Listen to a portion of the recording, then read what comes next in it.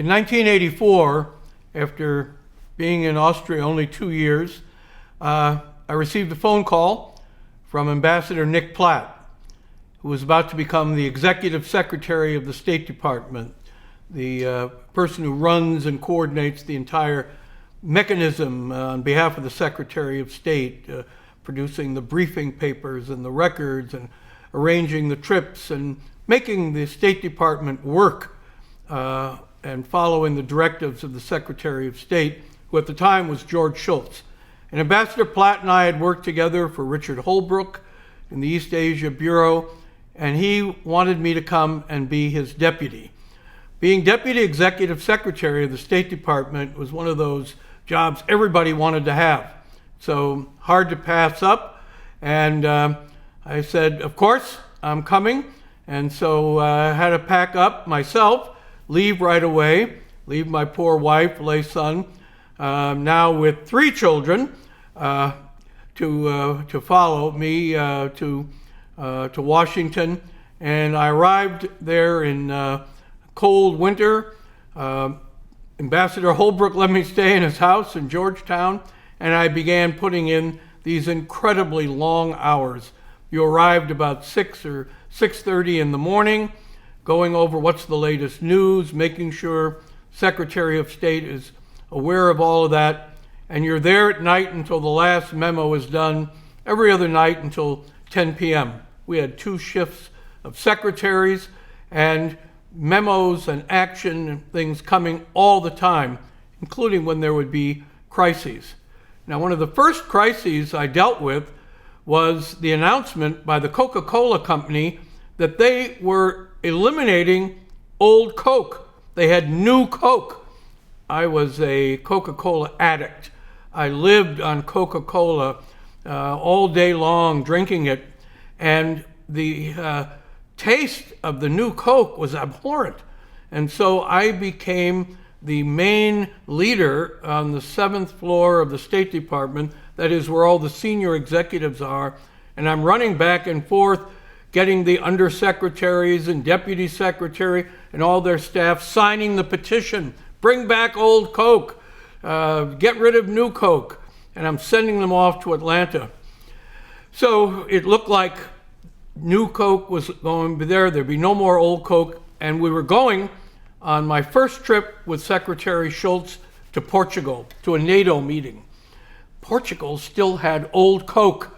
So as we're flying over on the Secretary's plane, you know, this 707 U.S. Air Force jet, one of the backup planes for the White House, for the President, I'm working with the admin people. Now when I get there, I need to rent a truck using my own money, not the government's money. I'm going to go out and buy as many cases of Coca-Cola, the old Coke, loaded onto the Secretary of State's plane, which had plenty of baggage space, and then bring it back to Washington, D.C., somehow rent a truck, go out to Andrews Air Force Base, and drive my pallet load of old Coke to my house and keep it in the basement, and then each year take out a few bottles and pop them open and be able to savor the taste. So we're there in Lisbon. What happens when we travel is we move into a hotel, we take over several floors of the hotel, we make offices out of sleeping rooms, and the embassy there would receive all of our classified information, and couriers would bring it over to us. And anything that was sensitive or highly classified would be brought to me. They'd be in special envelopes, and they'd be marked secret or top secret, limited distribution, things like that. And so the courier came in a few times, and then the courier came to me trembling, holding an envelope. And it said on it, you know, deliver hands by safe hand to Deputy Executive Secretary Quinn.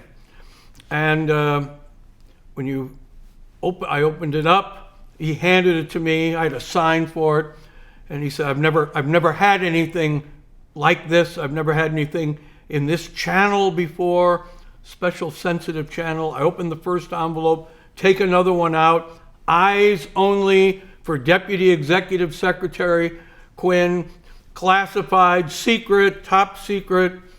I open the next envelope, I take out a document. It's got a cover sheet in many colors.